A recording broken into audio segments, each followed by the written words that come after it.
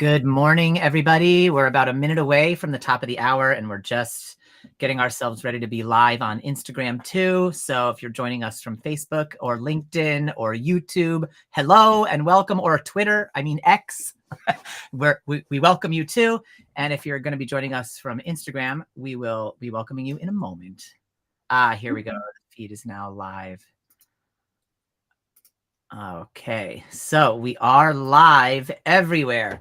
Good morning, everybody. Happy Friday, my favorite day of the week. Welcome to Hot Mess Life Coach, Season 6, Episode 3, Dissolving Core Fears. I'm your host, Brian Hogan, both a hot mess and a life coach, and I am here with my co-host, Morgan Barbrett, and this is the show for people trying to get it together while the world seems to be falling apart. Today, we are going to be talking about fear of judgment. Fear of judgment, because fear of judgment can be very debilitating. It's ubiquitous, meaning it's something universal that everybody has touched into or felt at one time or another. And for many people, it plagues them and taints their experience from cradle to grave. And so we want to address that, talk about how we can navigate it. Yeah. Good morning. Good morning. Yeah. I'm excited to chat about this one. This is actually going to be the first time that Brian and I are going to try doing some live coaching on this. Normally we have a conversation, we talk through our topics, and we have a grand old time, but we're also going to do a little bit of coaching today. Yes. So we'll talk a little bit about the fear of judgment, what it is, orient everybody. And then Mo has bravely agreed to bring a fear of her own to the table. And we're going to do a little mini coaching session and see how far we get. To start us off, the definition of judgment. There were so many different definitions of judgment in the dictionary, but most of them have nothing to do with what we're talking about. They were just like, oh, to figure things out, you know what I mean? Or like a summary in court, like, okay, whatever, that doesn't matter. But the definition that does matter is the capacity to form an opinion by distinguishing and evaluating, because that's what the human mind is so good at.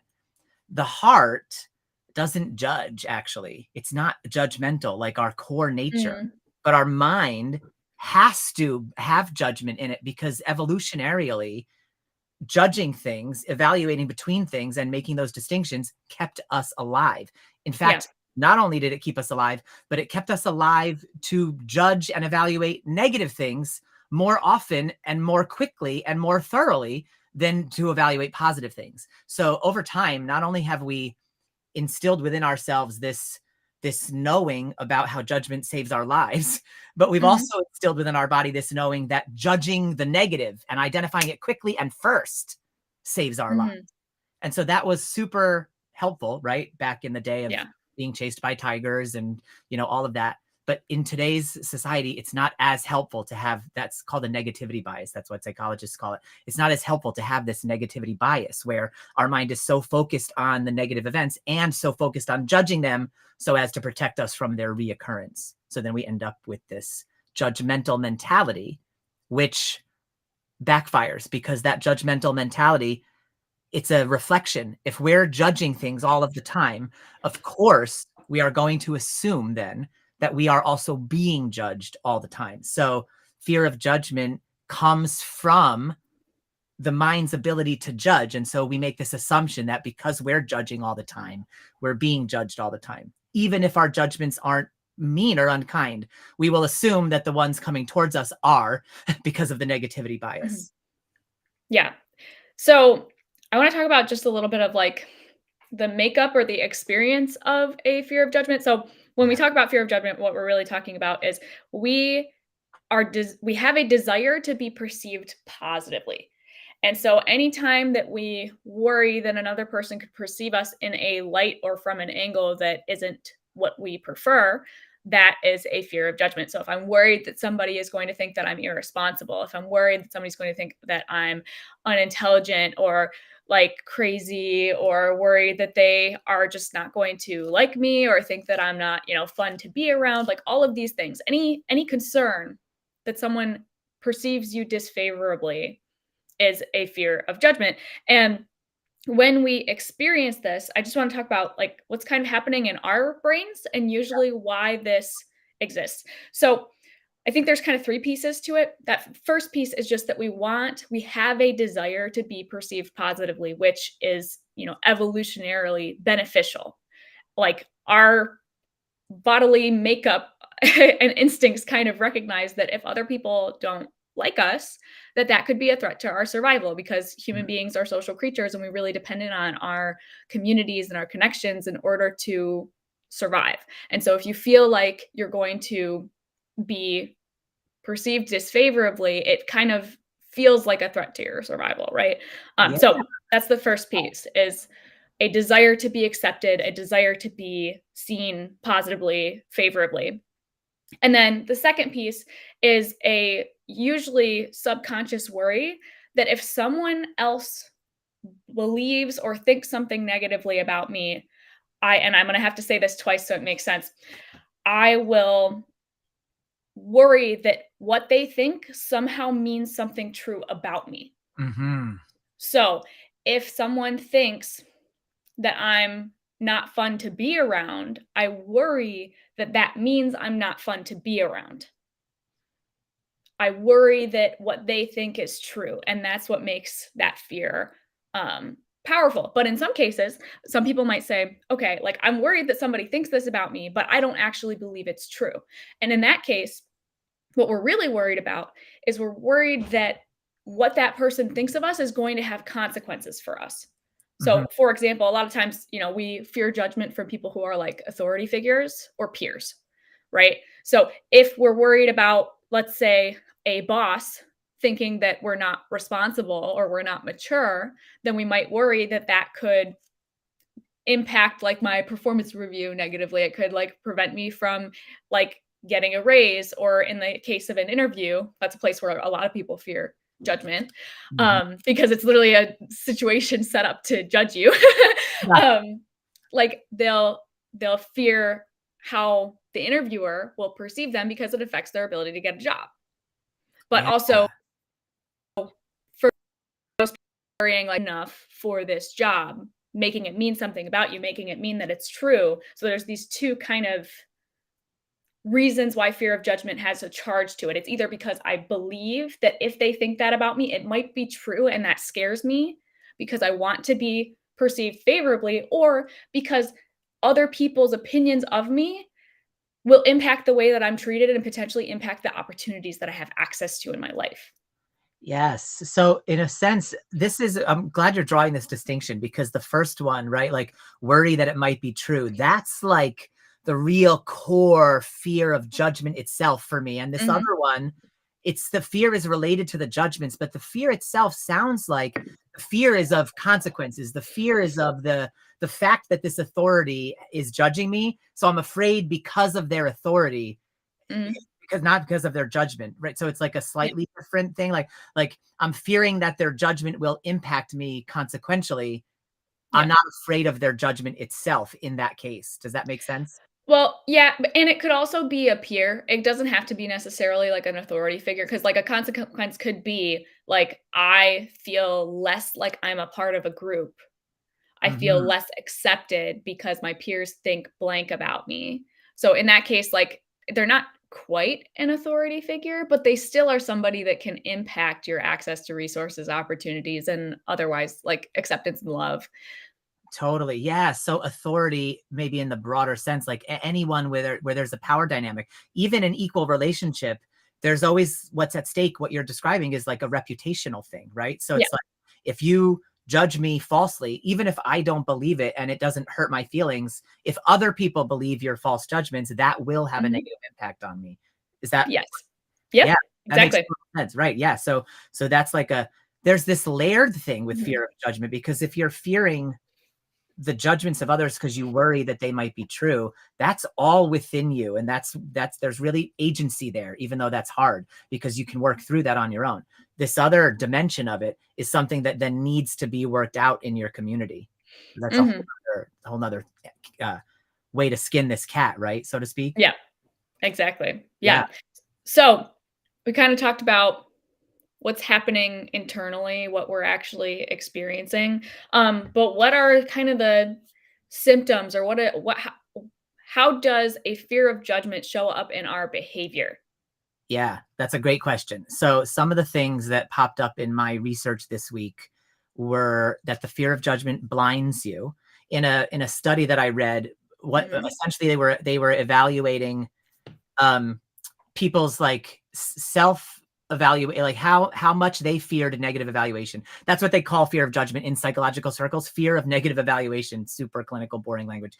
But anyway, in this fear of negative evaluation, what it turned out to be was the higher your level of fear of being evaluated negatively, the more likely you were to overlook any positive qualities you have, Uh-huh. or strengths that you put out. Like in a it was athletes in a game in this particular study, and it's like the athletes would overlook the achievements they made even within the game, and instead they would focus on their errors and their mistakes.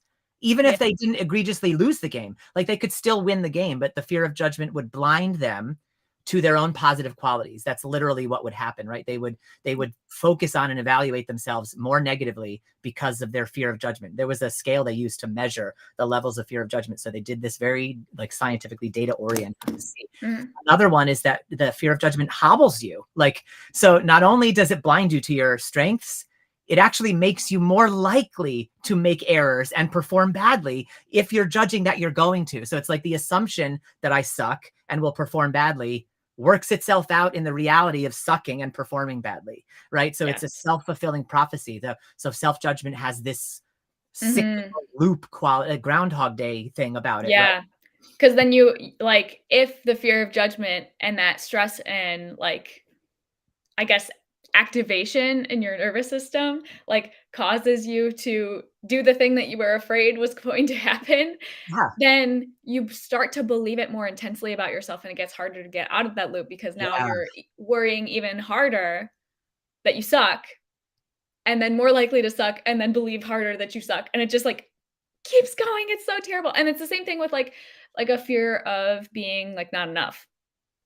Like, right. you'll try to prove yourself, and you'll try to, like, get other people's approval, like, urgently and, like, fearfully, and then you'll receive because of that, like, such strong desire and almost, like, desperation to prove yourself to other people, Mhm. you'll get a more negative reaction from others. You'll start to, like, repel others and feel like, "Oh my gosh, like, people really don't actually like me. I'm actually not enough," and then you'll keep doing it, and it can go into an endless cycle, Yeah, and, like, we have to be able to break that, or just recognize that the cycle is happening, because if we that's don't the recognize first it's step. happening, Yeah. yeah, then you'll keep behaving out of the fear, which will never get you to a place where you feel differently about yourself.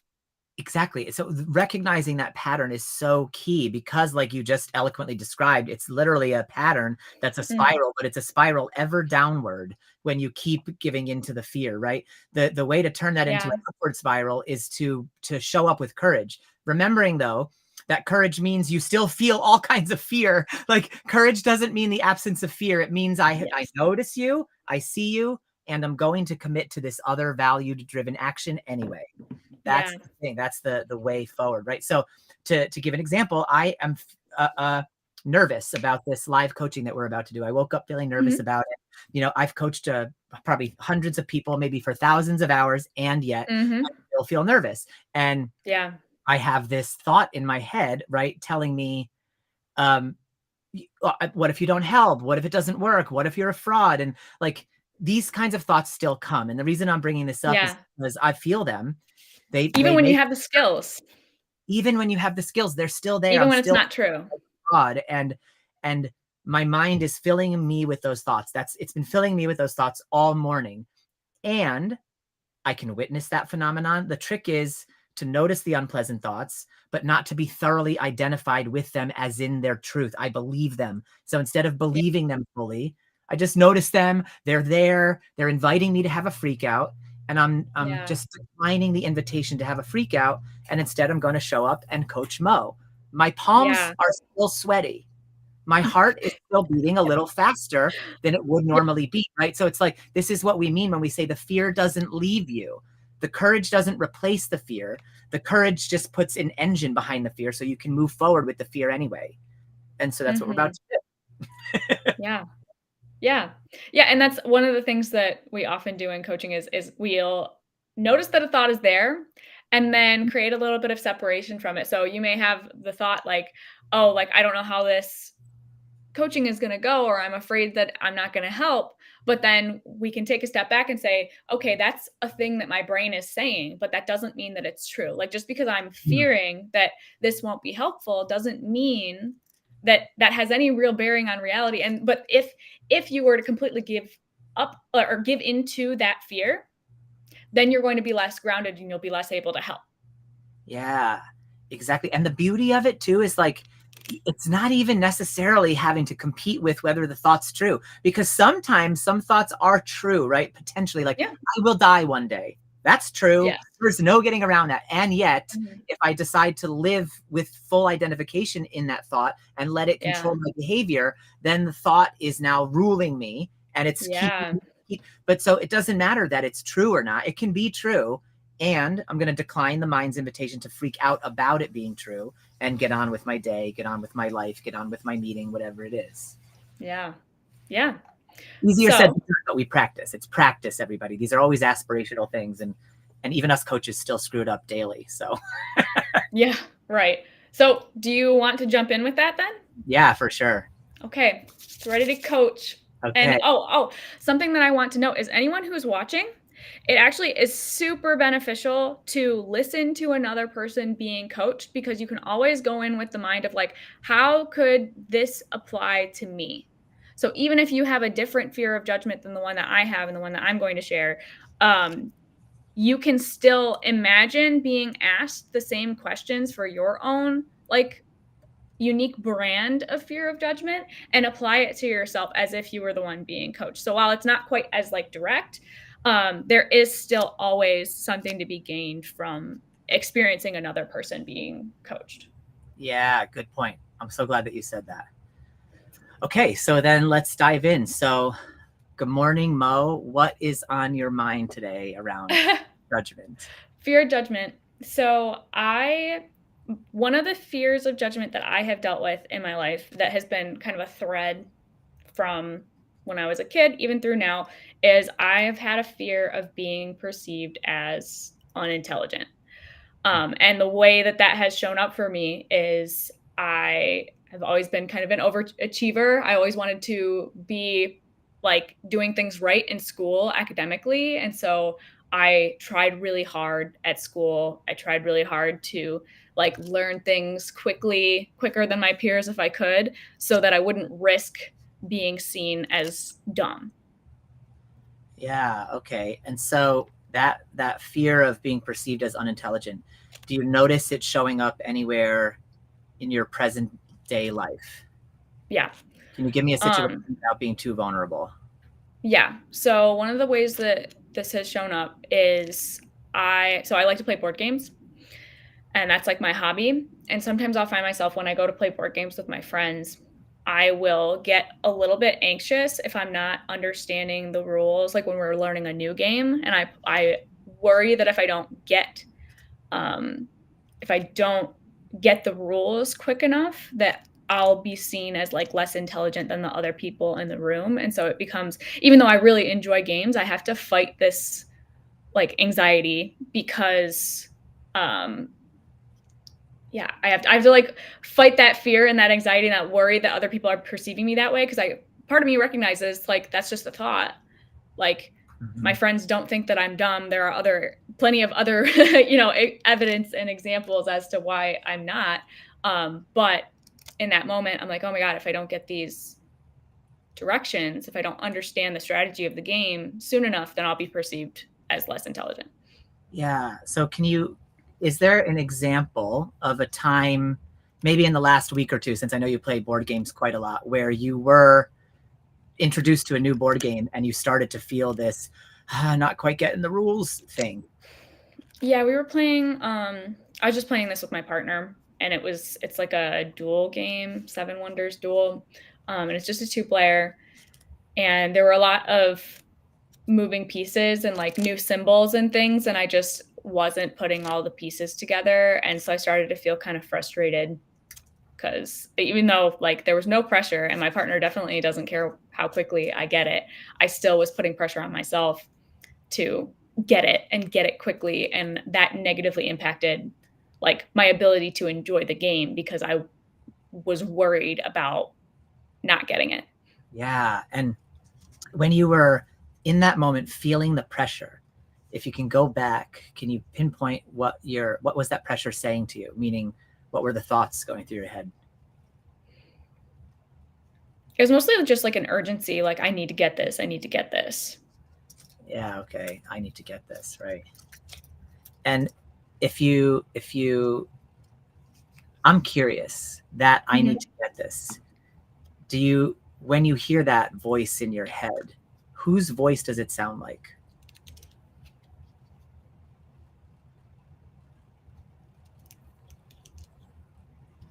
Um, If someone's coming to mind, but because we're in a public forum, it's like you don't want to name that someone. yeah, I can't name the person. Okay, so someone close to me or someone of Yeah, importance, yeah, right? somebody close to me, yeah. Somebody of importance who's not you. Is that Yeah, right? Yeah. Okay. So yeah. that's interesting. So knowing that you're picturing this person now, because you can't not, right? If I say think of a white elephant, Mhm. I'm going to. So Yeah. what do you make of that? That voice is this other voice. Um, well, one, that, like, this pressure that I'm putting on myself didn't start with me, Mm. um, that I'm trying to, like, live up to a certain, like, expectation, um, and that it's not so much about wanting to be smart as it is, like, wanting to be accepted. Ah, yeah. Okay. So wanting, do you notice as that comes up, that wanting to be accepted, does anything come to mind where you really felt acutely misunderstood or not accepted? Mm,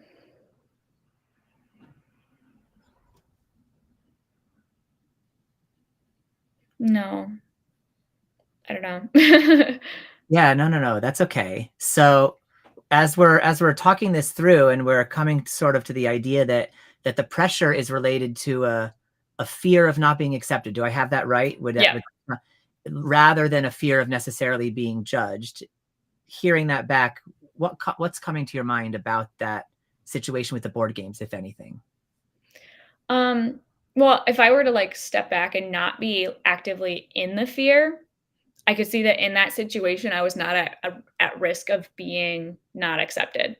Like, the only like, I wasn't accepting myself in that moment because I expected myself to be quicker, smarter, different than I was, but the person I'm playing the game with actively in that moment is not judging me, is not going to reject me because I don't get the rules of the game. Like, we're just playing a game. It's quite literally a very, like, low stakes, and it's just a way that we're spending time together, and the point isn't for me to be smart. Yeah, okay.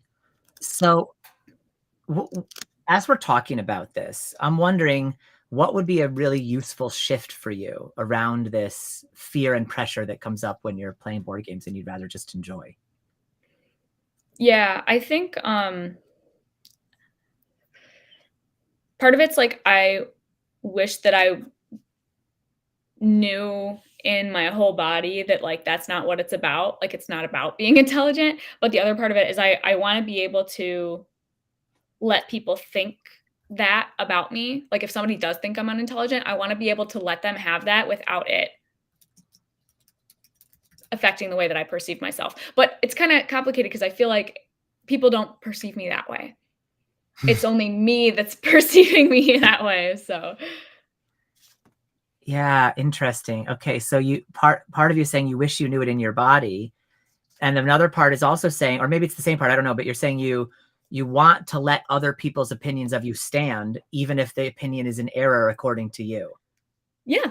Yeah, I wanna let them have that because, I mean, if they think that there's a part of me that knows that somebody can think that I'm unintelligent, and that doesn't make me unintelligent. So how does not letting them have it show up in your life right now? Like what is it within you? Like what's happening where you're in this stance of wanting to change their opinion? What's going on for you? trying to like prove and assert myself, like almost like trying to explain my behavior or try like I don't know.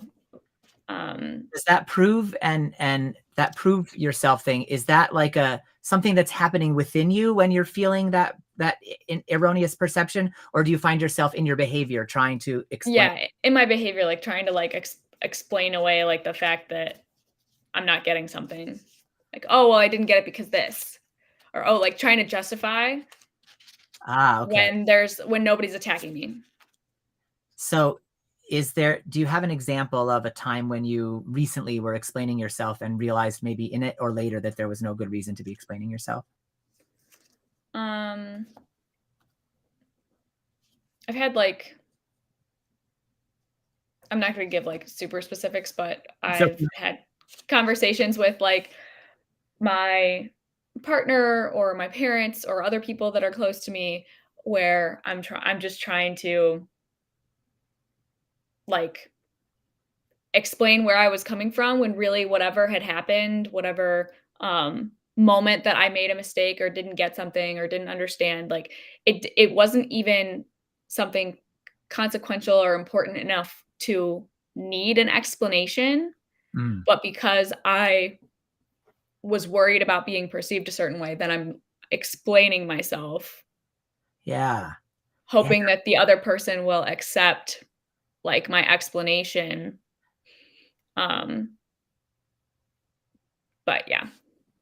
Yeah. So I'm curious, when you're worried and you before you start explaining, that's fine. That's like the worry feeling. But when Yeah. you're in the middle of explaining yourself, Yeah. what do you notice is going on in your body? Like while you're in it, not before, not the worry, but during. Yeah, I mean, I'm believing that people are thinking negatively about me, but I'm also believing something negative about myself because if I didn't if I wasn't actively thinking like, "Oh, I look unintelligent," or, "Oh, I am unintelligent," then I wouldn't be trying to prove otherwise. If I had complete faith in my own intelligence, then there wouldn't be anything to explain. Yeah. So what do you notice is happening in your body when you're in the middle of doing that explaining? Like what's going on with your breathing, with your heart rate, with your skin? Anything you notice? It's just ramping up, like, I'm just getting activated. It's totally the feeling of fear coming to the surface.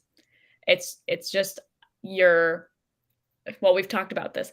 Your brain, your prefrontal cortex kind of shuts down as the amygdala is getting activated. So the fear is turning on, logic's turning off, and then it's just uncomfortable. Have you had experiences where you felt this pressure or anxiety about being misunderstood or seen wrong, where you've found a way to move through it? It's usually like reassuring myself. Um, yeah, it's mostly like if I can catch that the fear is happening, then I have to like ground and kind of sort through like fact versus fiction, like what like is it true that like someone is perceiving me in this way and do I actually need to defend myself? Yeah. Okay. So you found that sort of slowing down and grounding works at Mm. least a little bit. And even asking questions of yourself helps you a little bit. Do I have that right? Yeah. So Yeah. go ahead. And then you were talking about earlier that like when somebody is like deep in the fear of judgment that they're less likely to give themselves credit for their Mhm. strengths or to recognize their strengths. So sometimes it's also like actively reassessing what are my strengths or what is the evidence that this thing is not true. So if I'm worried that I'm going to be perceived as unintelligent, I can look to all the points in my life where I did feel intelligent or where um, I was able to figure things out. Um, and that kind of juxtaposes this moment of fear that I'm experiencing with what's actually true about me. Yes, the multiple realities, right? Because the reality that you're afraid is true, but the reality that you're competent and intelligent is also true, right? And one Mhm. wants to displace the other, but instead we want to hold them together. So let me ask, sorry, I jumped off into teaching mode because we're live. Okay. Let me ask you a question. So as we're talking from where we were 15 minutes ago to where we are now, is anything coming up for you as a possible step you could take going forward next time you're confronted with this pressure to shift it a little bit? I think it's breathe, notice the fear, remind myself of my strengths, Yeah, okay. Right. and also remember that the judgment that I'm feeling is probably more me judging myself than the other person judging me. Yeah, that's beautiful. And I will add to that that almost everyone on the planet is so deeply self-absorbed that they are really not judging you. Like not you, but you, Oh, yeah. the wider world, anybody, right? Like we're so busy judging ourselves. We don't even have time to judge other people. So everyone listening, you can take that to the bank too. But uh Mo, back to you for 1 second. This is my last question for you. So from where we Uh-huh. were at 15 minutes ago to where we are now, what shifts are you noticing for yourself, if any, good, bad, or ugly? And there's no wrong answer to this. Yeah. No, it feels a little lighter, and I feel like just by talking through it, I can feel like the belief of just like I am intelligent is a little stronger, which is exactly what you want because like the more you can affirm this positive thing about you, the less intense the fear is going to be because you're going to have this like trust that it's okay, that this is just a thought that I'm having, that this is just a belief that I've learned based on pressure that came before me. From some other Um, voice, yeah. some other voice, and that just because I'm having the thought that I'm worried that someone else might think that I'm unintelligent doesn't mean that I actually am. And it doesn't even mean they think that. Like, but Yeah, they might yeah, not they think it, probably and you're that's not true. unintelligent. Like, there's so many layers of it, That's like that, true. that we could have incorrect when we're making those assumptions, right? Yeah, Mhm, which we all do. That's like Mo is a brave example of something we all do, right? Everybody. So Mo, thank you so much mhm. for being open and transparent like that with us this morning. Really appreciate that. Yeah, this is fun.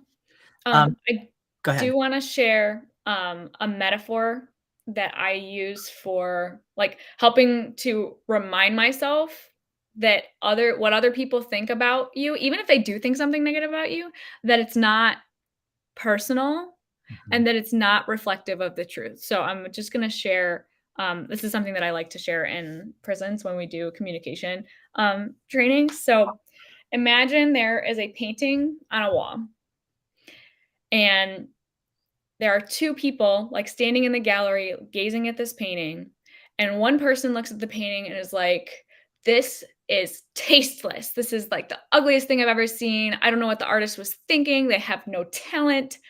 Like, absolute garbage." And then the other person that's standing next to this person is like, "This is the most wonderful piece of artwork I think I've ever laid my eyes upon. It's it's so precise, it's gorgeous, the colors are vibrant, etc." You have 2 people who are looking at the same exact painting and who have completely different opinions as to what like, whether this painting is good or bad. And I'm gonna ask you a question. So, Brian, you'll be the guinea pig for this. Cool. If these 2 people are gazing on the same painting and they have completely different opinions, who is responsible for their opinions about the painting? The painting is responsible. Kidding. Kidding. Did I get it right? Did I get it right? No, no, No, no. Okay. no. Who's responsible? The opinion former. Yeah.